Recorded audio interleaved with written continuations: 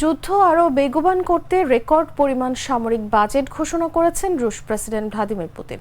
2025 সালের মোট বাজেটের 1/3 বরাদ্দ সামরিক বাজেটের জন্য রেখেছেন তিনি, যা এরই মধ্যে রাশিয়ার পার্লামেন্টের উভয় কক্ষে অনুমোদিত হয়েছে।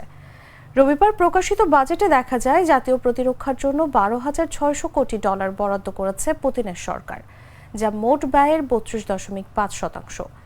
এই বাজেট গত বছরের চেয়ে প্রায় $2,800 কোটি বেশি। বিশ্লেষকদের বক্তব্য, ব্যয় সাপেক্ষ লম্বা যুদ্ধের কথা মাথায় রেখেই প্রতিরক্ষা খাতের বাজেট বিপুল পরিমাণে বাড়িয়েছে পুতিন সরকার।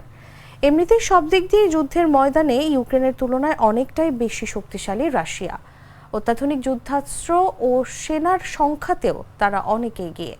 দীর্ঘদিন ধরে চলা যুদ্ধের চাপ পড়ছে রাশিয়ার অর্থনীতি ও জনসংখ্যার উপর। দেশটিতে মুদ্রাস্ফীতি বেড়েই চলেছে। অর্থনীতির লাগাম টানতে দেশটির কেন্দ্রীয় ব্যাংক গত অক্টোবরে সুদ হার 21% বৃদ্ধি করেছে, যা কয়েক দশকের মধ্যে সর্বোচ্চ। এর মধ্যেই রেকর্ড বাজেট ঘোষণায় নিজেদের অবস্থান বুঝিয়ে দিল মস্কো। পুতিনের স্পষ্ট বার্তা, যে কোনো শর্তে ইউক্রেনকে সহায়তা করতে প্রতিজ্ঞাবদ্ধ তারা।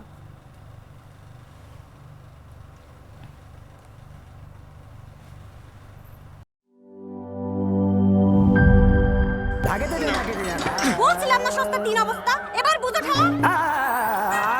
ভালো টিউবওয়েল যে কেন না, এবার বোঝো মজা। আগেই কইছিলাম দেশের আরএফএল টিউবওয়েল নাও। এবার আর ভুল নাই, আরএফএল ছাড়া উপায় নাই।